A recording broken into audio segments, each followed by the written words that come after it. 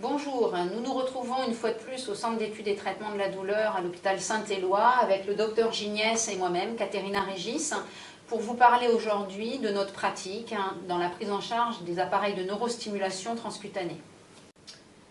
La neurostimulation transcutanée est une méthode antalgique non médicamenteuse qui va utiliser les propriétés d'un courant électrique qui va être transmis via des électrodes sur la peau. C'est une technique qui relève d'une prescription médicale dans certains types d'indications et notamment l'indication princeps de ce traitement est le traitement des douleurs neuropathiques. C'est en effet sur les douleurs neuropathiques que cet appareil aura le plus d'impact positif. Alors qu'est-ce que c'est une douleur neuropathique? C'est une des trois composantes de la douleur. Il y en a trois, il faut le rappeler. La douleur nociceptive, c'est-à-dire la douleur de la chair abîmée, ce n'est pas l'indication des appareils de neurostimulation. La douleur neuropathique qui va être remarquablement bien soulagée souvent par cette technique-là qu'on va vous expliquer, et les douleurs qu'on appelle psychofonctionnelles, ou de mauvais contrôle général de la douleur comme dans la fibromyalgie. Là non plus, l'indication n'est pas importante de la neurostimulation. Alors la douleur neuropathique a des spécificités cliniques. Elle est d'abord liée à une altération même modérée des filets nerveux, les filets nerveux de la douleur qui s'appellent A delta et C, ou les gros filets nerveux. Dans les deux cas, il y a parasitage en périphérie. Là par exemple, une lésion suite à des opérations de la cheville multiples, ou une sciatique où les nerfs du nerf sciatique ont été abîmés, les gaines ont été altérées, ça va donner des courts-circuits. Ces courts-circuits, cliniquement, ils sont faciles à exprimer si vous posez la question convenablement au patient. Y a-t-il, comme on recherche, des adjectifs spécifiques de la douleur neuropathique? Oui. Le premier, c'est brûlure à type de chaleur et d'inflammation, sans inflammation. La peau brûle. Deuxièmement, décharge électrique. C'est très net, le sujet bouge un peu, effleure la peau et il y a une décharge électrique. Troisièmement, d'autres symptômes moins fréquents mais toujours à relever, fourmillement, picotement, démangeaison et engourdissement. Parfois une sensation d'eau qui coule ou de sensation de froid. C'est ce qu'exprime le patient si vous posez les bonnes questions. Là-dessus, il faudra confirmer cette douleur, vous en tant que professionnel, en recherchant une zone où l'anesthésie de la peau est objectivée. Comment? Par un petit filament, et vous tapez légèrement, très doucement sur la peau, le sujet ne sent pas. Dans une peau normale, le sujet sent le picotement doux. Deuxième élément d'examen clinique majeur, c'est la recherche de ce qu'on appelle l'allodynie. Quand la caresse du patient sur la zone altérée déclenche une sensation douloureuse.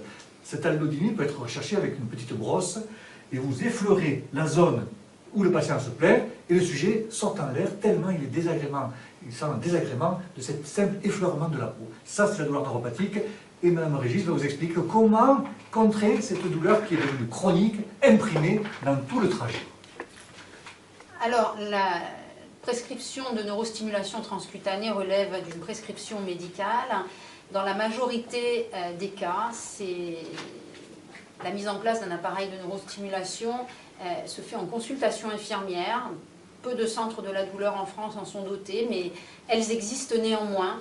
Et ce sont ces infirmières qui ont en charge la mise en place et le suivi de ce traitement. La mise en place de ce traitement est soumise à une séance test qui va permettre d'objectiver l'efficacité de l'appareil. On pourrait dire que la consultation infirmière se déroule en deux temps, avec un temps éducatif et un temps d'explication de l'appareil. Le temps éducatif, c'est d'abord la rencontre avec le patient, bien évidemment, mais c'est d'avant tout d'évaluer la douleur dans toutes ses caractéristiques, de l'évaluer sur le plan quantitatif et qualitatif. C'est également d'évaluer les traitements médicamenteux dans leur posologie, leur efficacité, leurs effets secondaires, de façon à potentialiser l'effet des traitements mal pris ou inefficaces.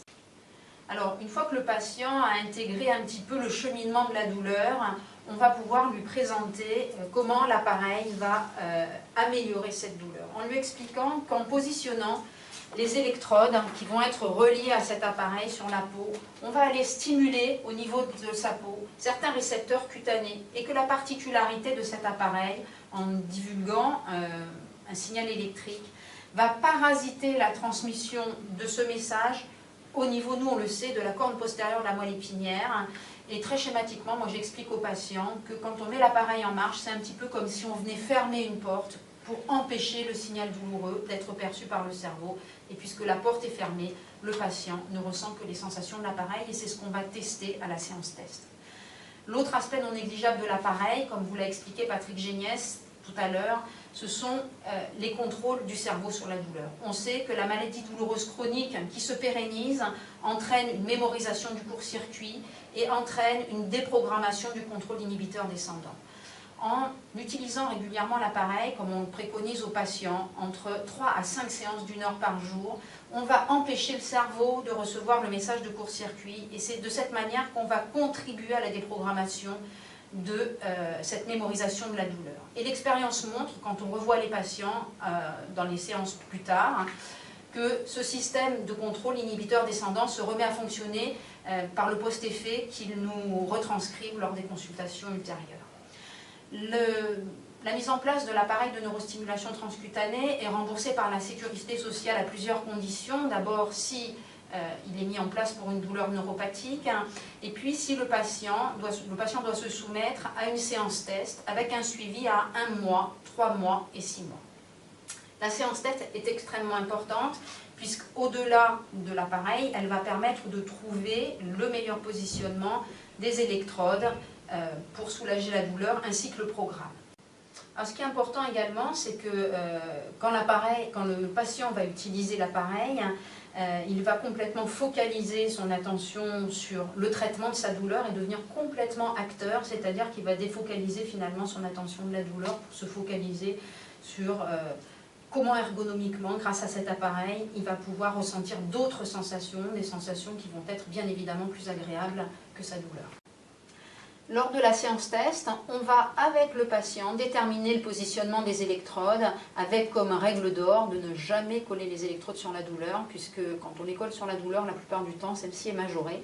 Donc on va repérer avec le patient les positionnements qui vont permettre d'objectiver de façon fiable un soulagement. C'est très simple, on a évalué la douleur avant de mettre l'appareil en place, on l'évalue quand l'appareil fonctionne.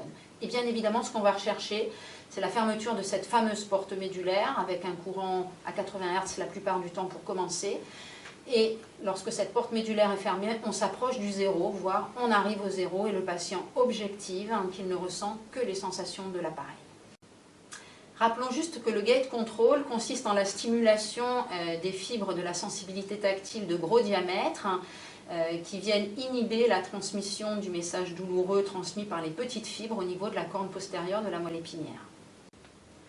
À l'issue de la consultation, bien évidemment, il y a toute une partie explicative de l'appareil qui doit être donnée au patient de façon à ce qu'il puisse se l'approprier, l'utiliser. Donc on va donc lui expliquer ergonomiquement comment l'appareil s'allume, comment on va pouvoir choisir ici un programme, donc en faisant défiler les flèches, comment on va pouvoir mettre l'appareil en marche. Et sur cet appareil, la particularité, c'est qu'on peut évaluer la douleur juste avant de le mettre en marche, en l'enregistrant, et on peut la réévaluer à l'arrêt de l'appareil. Alors les principaux programmes qui sont utilisés en première intention chez un patient douloureux chronique sont tout d'abord les programmes qui utilisent une fréquence élevée, 80 Hz généralement, pour entraîner la fermeture de cette fameuse porte médulaire. Il arrive parfois que le courant continu ne soit mal supporté par le patient. Donc on va mettre un courant parfois modulé sous forme de massage pour que la sensation et la perception soient plus agréables. Rarement on utilise de la très basse fréquence en première intention. On utilise parfois quand il y a des troubles de la sensibilité de façon à ce que le patient ressente tout de même les sensations de l'appareil. Pour allonger le post-effet, lorsqu'il est inexistant à l'arrêt de l'appareil, on va avoir recours à des courants alternés, alternant de la haute fréquence et de la basse fréquence, ou parfois même des courants à basse fréquence, continus ou par train d'impulsion, puisqu'il est démontré que la basse fréquence aurait tendance à stimuler le système de contrôle inhibiteur descendant, et on peut l'objectiver lorsqu'on revoit les patients, puisque quand ils utilisent ces programmes, la plupart du temps, le post-effet se met en place et dure plus longtemps. Alors à l'issue de la première consultation, bien évidemment si le test est positif, une prescription médicale sera délivrée au patient de façon à ce qu'il puisse louer l'appareil, puisqu'en fait la sécurité sociale va rembourser la location de l'appareil à raison de 12,20 € par mois pour une durée de 1 mois, renouvelable 2 fois. et tout cela pendant 6 mois. À l'issue des 6 mois, si nous objectivons une efficacité de la technique, avec une réelle diminution de la douleur, eh bien, une ordonnance d'achat sera délivrée au patient avec une participation de la sécurité sociale qui remboursera l'appareil à raison de 115 €, avec un complément possible de la mutuelle pour rembourser l'intégralité du traitement pour les patients. La technique de la neurostimulation transcutanée est une technique remarquable. Elle est remarquable parce qu'elle est efficace, mais elle dépend de la compétence, de l'investissement éducatif de professionnels formés. Cette heure de pédagogie, cette heure d'éducation thérapeutique de l'appareil va être déterminante pour sortir de la douleur chronique et en particulier de la douleur neuropathique. Donc il faut que le patient il sente devant lui un professionnel qui est à la fois convaincu, compétent et expérimenté. Nous, on alloue 3 à 4 appareils par jour, avec des infirmières dédiées. C'est ça la capacité d'avoir vraiment de cet appareil le maximum de positivité pour le patient et le maximum d'observance pour le patient. Parfois on résume cet appareil en disant qu'il faut utiliser régulièrement. 4 électrodes, 4 fois par jour, de 40 minutes à 1 heure, 1 heure et quart, mais pas de façon continue sur des heures entières. Et au moins 4 semaines. Pour dire que cet appareil n'est pas utile, il faut vraiment que le patient ait au moins fait ces 4 semaines de tests à la maison, dans conditions réelles de vie du douloureux chronique. En conclusion, cet appareil doit être utilisé de façon spécifique pour le traitement de la douleur et ce n'est pas la même utilisation qu'en font les kinés ou en rééducation fonctionnelle, où souvent le positionnement des électrodes est sur la zone à décontracter. Là, il ne faut surtout pas être sur la zone douloureuse et c'est en étant autour de cette zone que l'efficacité est grande et que le patient va en bénéficier. Ben voilà, j'espère que cette brève présentation vous permettra de mieux appréhender la mise en place et le suivi de ces appareils de neurostimulation dans vos structures douleurs et d'avoir des résultats aussi pérennes que ceux qu'on peut obtenir auprès de nos patients douloureux chroniques. Merci de votre attention.